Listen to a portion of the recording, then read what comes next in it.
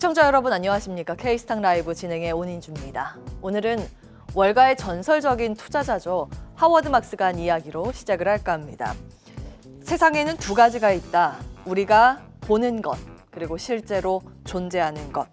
투자 시장에서는 특히 이 말이 강하게 와닿습니다. 눈앞의 주가는 하루에도 수십 번 출렁이고 뉴스 헤드라인은 매 순간 새로운 위기와 기회를 쏟아내는데요. 과연 우리가 보고 있는 것이 전부일까요? 간밤 미증시를 보면 테슬라는 $300가 깨졌습니다.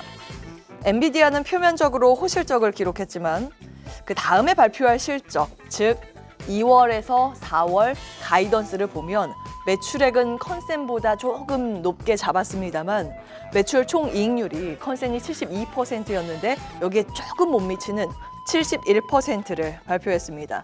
그러다 보니 투자자들의 동공지진을 잠시 유발하기도 했고요. 그리고 미 증시가 중반에 잠깐 크게 휘청였었죠. 트럼프 대통령의 관세 발언이 영향을 줬습니다. EU한테 25% 관세 부과할 것이다. 모처럼 만에 다시 언급을 하면서 시장의 변동성을 유발했는데요. 심리가 주가에 영향을 주기도 하지만 반대로 주가가 심리와 판단에 영향을 주기도 하는데 요새 테슬라나 엔비디아의 주가 상황이 좋지 않다 보니 더 좋지 않은 소식들이 부각되는 양상입니다. 하지만 한 걸음 조금 물러서서 살펴보면 다른 모습이 보이기도 하는데요. 어제 말씀드린 것처럼 유럽 내의 테슬라 판매량은 감소했지만 유럽의 전기차 시장 자체는 그 전년 같은 기간보다 37% 성장했습니다. 엔비디아 컨퍼런스 콜 때 젠슨 왕 CEO는 또 이런 이야기를 하기도 했습니다. 블랙웰 수요 매우 좋다. 그리고 추론형 AI가 새로운 확장의 법칙을 만들어냈다는 식의 긍정과 자신감이 섞인 발언을 했습니다. 그리고 미국의 관세 대응도 면밀히 보면 멕시코와 캐나다 관세를 4월 2일부로 부과하기로 했습니다. 그 전에 3월 4일이라고 밝혔는데 사실상 한 달 정도 유예한 것으로 볼 수 있겠죠. 관세는 협상의 수단이지 무역 분쟁의 목적이 아니라는 것을 확인시켜준 셈입니다. 숫자는 신호를 주지만 감정은 소음을 만듭니다. 불안감에 휩쓸리면 이 신호를 놓치기 쉽고 단기적인 변동성에 흔들리면 진짜 흐름을 읽을 수 없습니다. 다음 보시죠. 우리가 보는 것은 단기적인 가격 변동이지만 실제로 존재하는 건 더 큰 흐름과 구조적인 변화입니다. 오늘 시장, 우리는 보이는 것을 따라갈 것인가? 존재하는 것을 볼 것인가? 시장의 본질 잠시 후에 출연자들과 머리 맞대고 고민을 해보도록 하겠습니다. 자, 그동안 미증시 대비 견조하게 버텨주던 우리 시장 오늘은 좀 아쉬운 움직임을 보이고 있습니다. 코스피는 낙폭이 점차적으로 확대되면서 1%대 마이너스권으로 2613선 지나가고요. 그나마 장 초반에 좀 버텨줬었던 코스닥 지수도 현재는 상승폭을 거의 다 토해내고 있습니다. 보합 근처까지 밀리면서 771선 지나가고 있습니다. 이 표면적인 숫자에 속으시면 안 되는데요. 오늘은 배당락일입니다. 내일이 배당 기준일, 그러니까 이번에 배당에 해당되는 종목을 만약에 배당을 받고 싶다 하시면 그 이틀 전에 매수를 끝내셨어야겠죠. 그날이 바로 어제였습니다.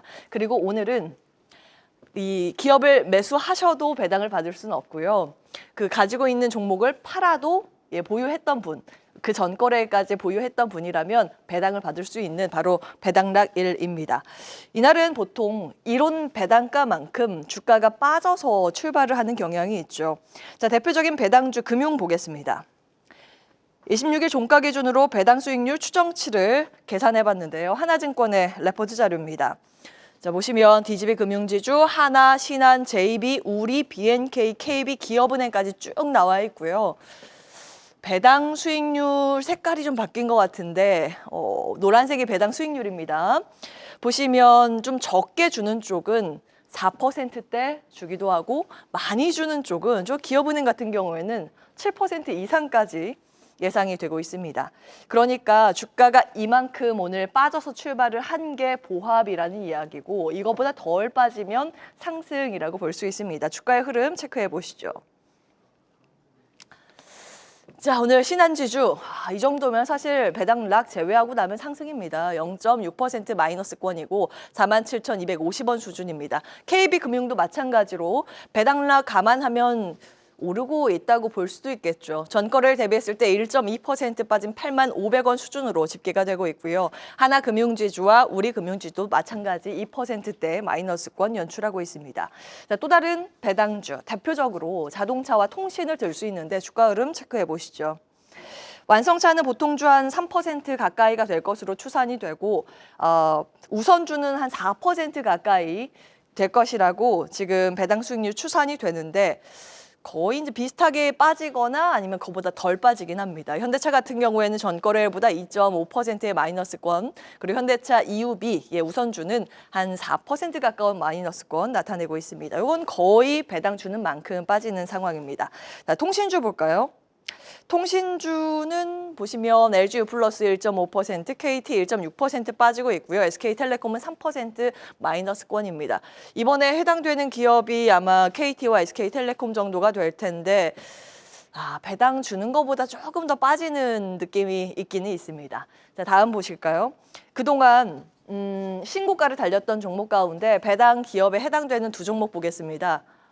강하네요.